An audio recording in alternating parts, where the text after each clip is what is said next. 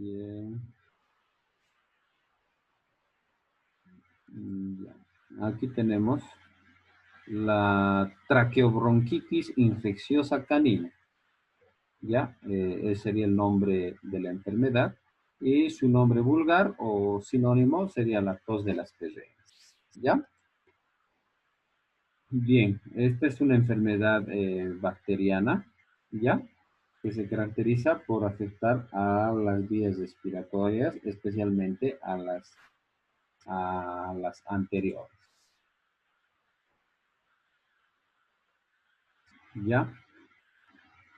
Aquí está. La Bordetella bronchiséptica es la bacteria que generalmente provoca esta enfermedad, ¿ya? Bueno, entre otras etiologías también de traqueobronquitis, porque traqueobronquitis es más amplio el nombre, ¿no? Puede haber también las parainfluencias caninas, los adenovirus caninos, los herpes caninos, ya que son también virales, ¿no? Que pueden también provocar afecciones respiratorias. Y otra bacteria que también provoca traqueobronquitis es el micoplasma. Pero el que generalmente más provoca este tipo de problemas es la Bordetella bronchiséptica, ¿ya?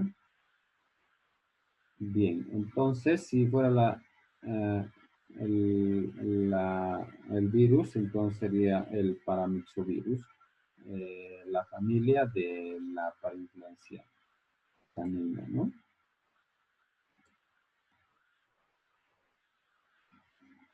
En la transmisión, ya,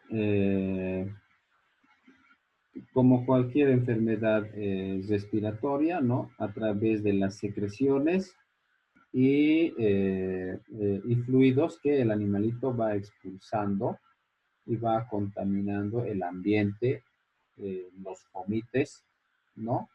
E inclusive a los mismos veterinarios que atendemos esto fácilmente podemos transmitir a otros animalitos sanos que podamos atender también después de haber atendido a un animal enfermo, ¿no? La forma iatrogénica se dice.